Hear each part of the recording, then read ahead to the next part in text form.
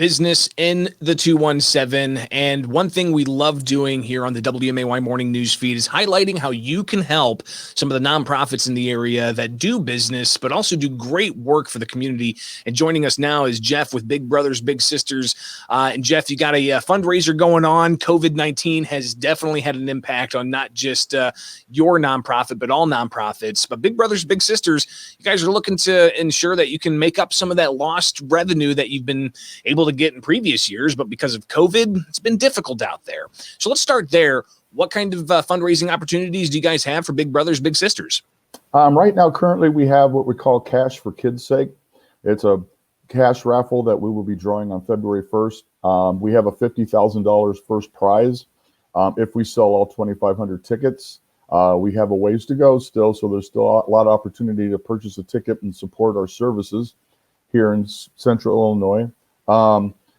What is helping us try to do is Bowl for Kids' Sake is our biggest fundraiser, and we were not able to do Bowl for Kids' Sake in 2020 due to COVID-19, and we've made the tough decision that we're not going to be able to do it here in 2021.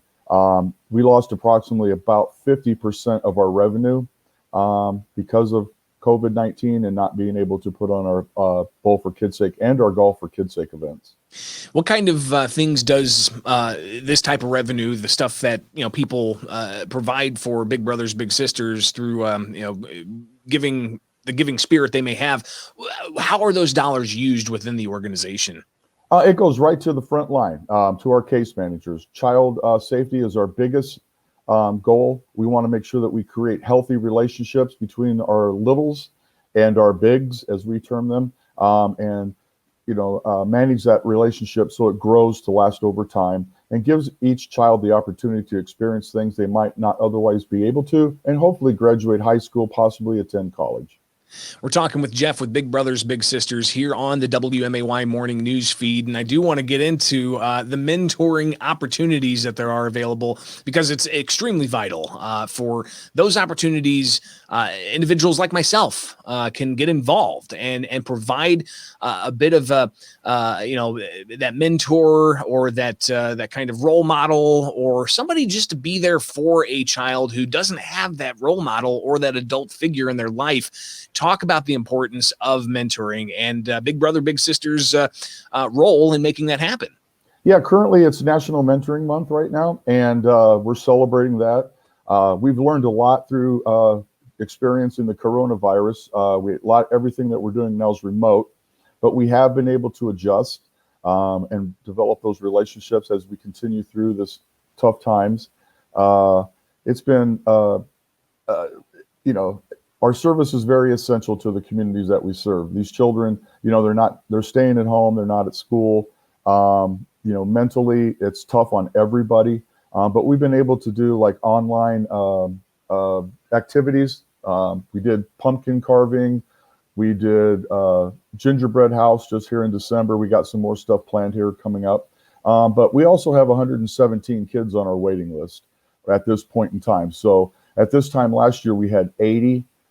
So you can tell the service is needed, but those kids are ready to be matched at this time. It doesn't take much to be a big brother or big sister. Just simply go through the process of being accepted. We do a background check, of course, again, referring back to child safety. Want to make sure we have a good person. But there's a lot of things that you can share. And the development of these relationships, you seem to get more out of it as a volunteer. That is the child would. And I think people don't realize that all the time. But it's a good way to give back to your community. Jeff Parmenter joins us. He's the Chief Development Officer for Big Brothers Big Sisters here in Central Illinois, about the importance of mentoring. Now, if you could just anecdotally, mentoring, what does that do for a child in their development? What does that do for their long-term prospects? What does that do for their long-term earning potential and their ability to grow up to be a well-functioning adult? It goes a long way, because most of our children come from single-parent homes led by a single-parent mother, and they have a tough time. They might have multiple children. They have to work. They don't get to spend a lot of the quality time And there's an opportunity here for you for that child to be matched with a volunteer, to be able to get out of the environment into a different environment per se, and learn the importance of goal setting, the ability to do well at school, to set the goals to graduate and move on in their life, and it works out a lot. An example, I'm celebrating 26 years being matched with my first little brother.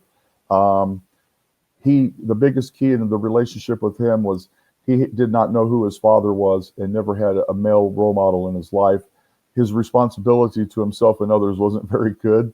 Not sure if he would have graduated high school, but he did. He's held a full-time job now ever since he graduated for the last 20 years or so. He's a father of 3 children.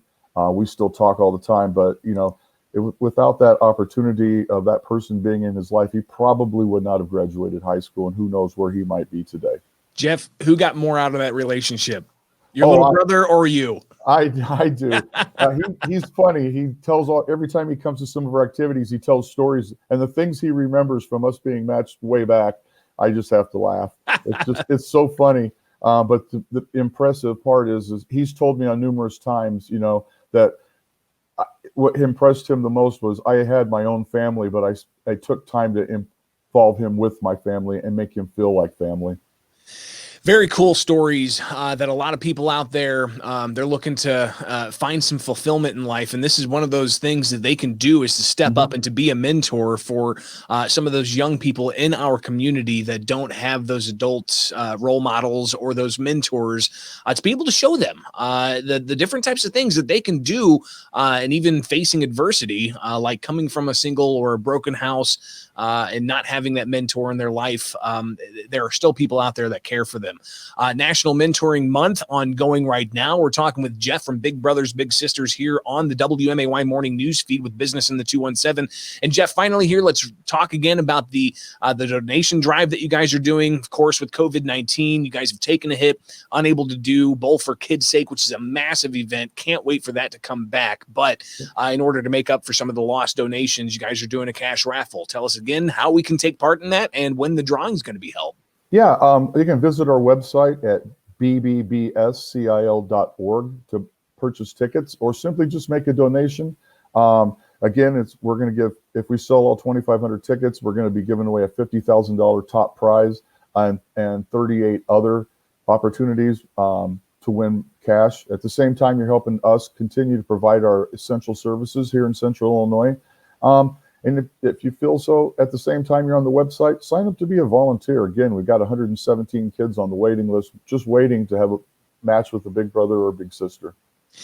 Looking forward to hearing more about Big Brother, Big Sister here with Business in the 217 on the WMAY Morning News Feed. Jeff is the Chief Development Officer for Big Brothers, Big Sisters. Thanks again for taking time with us, and we'll connect again in the future, all right? Be safe.